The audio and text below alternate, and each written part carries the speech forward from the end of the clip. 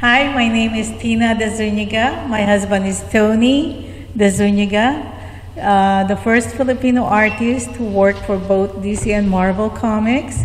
And I'm here at the Filipino Filipino Historical Society Museum in Stockton, California. Tony started his career when he went to New York in 1970s, and he was going to go to school for graphic design, but eventually he met Joe Orlando, who's the editor for DC Comics, and Joe wanted to see his works, and he showed some of the sample of his works, and when he saw it, like, he was hired right away. So he started his career early in the 70s. So he started with all the mysteries in the comic industry. And so what characters did he develop? For DC, he developed a Black Orchid, which is a female character, and Jonah Hex. That's the first assignment he got, is Jonah Hex. So he designed the character, and Joe Orlando actually did the writing for that. And he went to do other, actually he did all the characters for DC, and then eventually he also worked for Marvel Comics. And then the time that he was like working at DC, the editor then, Carmine Infantino, was showing him Tony saw that they're reprinting some of the artwork, the old artwork, to do new comics. And he asked Carmine how much it cost to do the new comics. So he said $11. And he said, do you know that if you go to the Philippines, you can get new artwork with beautiful art done by the Filipino artists. So Carmine make an arrangement to go see all these artists in the Philippines. So he went with Tony to the Philippines, and they have like an event that all the Filipino artists went to show their works, and Carmine was so impressed, and he put up like an office with Tony managing the whole thing. And they're doing new works in the Philippines for the comic industry. So, but eventually Marvel also came in and asked Tony to do the same thing. So he was working on both Marvel and DC with all these Filipino artists. And that time also in the Philippines, the comic book artists, they don't work anymore because there was a shortage of papers. And so everybody was so happy having that. And eventually, most of these Filipino artists in the Philippines, they came to America to work here. Okay. What's going on? Let me show you. Oh, this is an artwork that Tony did in the Philippines way back. He was like, he did Fernando Poe Jr. is a well-known movie star. He's like a hero in the Philippines. And he's an action movie star. So he did most of the posters for this guy. This is Jonah Hex, which he developed for DC in the 70s. And it became a movie in 2009. So we were at the red carpet with Megan Fox and Josh Brolin. It was a really good experience. And he did Conan the Barbarian for 8 years with Marvel Comics. Actually, we went to Spain to do a book signing. They issue a book about Conan the Barbarian only, all the works of Tony. So, and this is a stamp in 2007 that was issued by the U.S. Postage, U.S. Post Office, and his work is Spider-Woman. And He did Punisher, and he did like 6 covers for Star Wars. When Marvel bought the right for Star Wars, and he did Batman. He did Batman, Superman, Spider-Man, almost all the characters. And then he started doing paintings also. After he retired, although he worked for Sega also as a conceptual designer, he designed the concepts, which are the characters and the backgrounds for the games. So he did almost all the Dreamcast games. What about in his later years after he retired? What did you guys do? We started going to the Comic Cons when he retired. Actually, when he retired, he's not doing anything. And then I met him, and then somebody offered to come and join the Comic-Con convention, comic conventions, and we did that. So, and a lot of people, because they don't see him when he was working with Sega, so everybody think he passed away. So, but it was really good. And then he started painting. He did a lot of fine arts, and we started joining some competitions, some fine art competitions, and he did really good. So. He did. So. Do you remember the first Comic-Con that you went to with him? Yeah, it's in San Francisco in 2003. It's WonderCon. WonderCon, yeah, I'm sorry. We started going WonderCon, and it was really good. And then we start other artists. We have Ernie Chan, which is another Filipino artist, and Alex Nino. So we invited them also to join us to be in one group. So everywhere we go, and it's really nice because we have that opportunity to go travel, and everything is paid for. And it's really nice because how people treat you. And when we went to Spain, actually, when we went to Spain, everything is first class, and these people, we don't understand what they're talking about. And then when my friend came in, he goes like, yeah, they were saying like it's like a dream for them to see Tony right in front of them, because they wouldn't believe that Tony will be coming to Spain to do their signing or get their artwork. So it's a really good experience. And I see Tony, his passion for this art is like so much that, that's his. After the end, he was drawing. He's been drawing all his life. And the good thing with Tony, I don't know if you can see, any medium he touch, he can do. He can do gouache, which is almost like watercolor. He can do ink. He can do oil. He can do pencil, and everything is just excellent. So I'm #1 fan for him, and especially if you see him work, he is so fast. Even the other artists, the fellow comic book artists, they can't believe how fast Tony can do. He can do like 30 sketches in one day. And that's where you make money. Yes. Did he have a favorite character? Oh, his favorite character is Thor. Because he's the son of Odin, which is the god. Yes. Yeah. How did did he help the other Filipino artists come over and work in the industry? Yes, actually, yeah, he helped a lot of the artists there.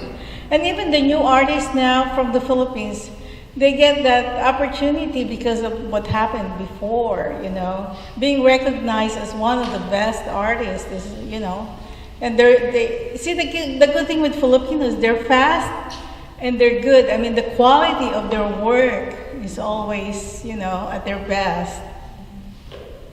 Did he teach some classes? Actually, yeah, we did some classes for the Lodi Arts Commission, and then we did our own classes. And then even people like in a convention, people will ask him He's always happy to teach all these kids or even older people how to do the drawing. And what he always says is like, draw every day, just to give you that grind. Do you have any future plans to display his artwork elsewhere? Actually, we have at Delta College in September of this year. We're doing an event for that at the library, and we're doing there's a Comic-Con here in Stockton, also in September, and in November we're doing at the Catalyst. We're doing some of his work, which includes the comic art and the fine arts together. It's a gallery on Yosemite in Stockton. Are his prints available that we can purchase? Oh yeah, we're selling prints, and there's two kinds of prints. The one that's signed, because he signed some of the prints, which have original signatures, and just the print alone. And then we also have the comic art, we have the fine art, we have the drawings. We have everything you want. Comics. Yeah. Nice. Where are you storing all of this stuff? In my house. Actually, we're trying to catalog because I started going to, it's called Heritage Auction that I'm working with right now, and we wanted to sell most of the work, the comic work. And then we're doing a website also about Tony's arts. So hopefully that works. And we wanted to put up a book about Tony's Sega concepts because there's so much. There's probably over 1,000 artwork that was there. If you see that, it's really mind-blowing because he have all the background, all the characters, different characters. All, for each game, there's so much. Yeah. Can you name any of the games offhand? He did Comic Zone, and then he did like Dynamite Cop. He have all this chef. That's so cute. The Japanese chefs and different. You can see them with gin bottle and big cleaver. It's funny. Most of them are funny looking, and they're really nice. And like what you can see all these concepts on the background. You can see a big building on top of a small tree, something like that. So it's mostly a video game is different from, it's really nice. So I think he's touching many generations. Oh yeah. In terms of his artwork, he's got the standard artwork, the fantasy artwork, and now further down. Actually, Tony is really advanced for his time. According to other artists, like Joe Orlando was saying, like if you see his work, in the comics. If you see his work, you don't need to read what is going on. Just look at the pictures, and you can see the flow of the story because it moves. The story moves. I don't know if you see some of his work, but that's how he makes his comics. That's why a lot of people really appreciate his work. So.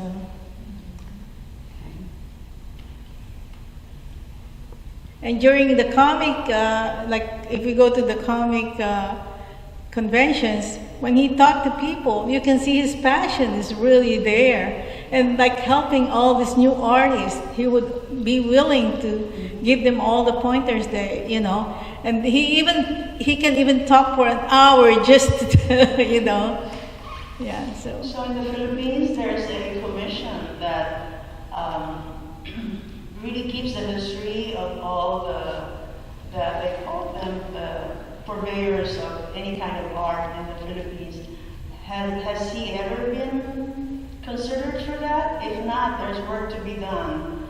Yeah, we wanted to do it before he passed away, but eventually, a lot of people are talking to us about it, but eventually, before they said comic, comic art is different. It's a different criteria, or that it's not all a fine art thing. But now, since Conching became a national artist, so Yes. the comic industry is part of the art now. Yes. So yeah, he should. He really should, because he helped so many Filipinos that time. That the Filipino artists was so distressed that time because they don't work. Some of them are just janitors, or just doing nothing. So he came here, and he's like a big hero for everybody, you know. Like some of them even came to America and make so much money. Right, Yeah. yeah. Mhm. He broke a lot of barriers. Right. during Actually, his time. Imelda Marcos and President Marcos that time gave him an award for doing that, for bringing DC Comics to give work for Filipinos. So Tony was recognized then. Right, yeah. Yeah. Well, we can only look back to it now. It still moved the needle, so to speak, and inspiring, a lot of the next generation in the Philippines. And then materials are very expensive. I know that for a fact that, you really can't access a lot of these tools for artwork in the Philippines. You'll have to pay a whole lot of money. You buy it imported, and they don't manufacture them locally Right. until the Japanese art came out. So it was closer to sell some of these products, some of these pencils and all that, to the Philippines because it's in Asia. But prior to that, everything was expensive. Everything and I can is speak to it because I have artists in the family, and they always have to buy imported things because they're in the Philippines. And then eventually Japan. And the supply also is Yeah. not, Yeah.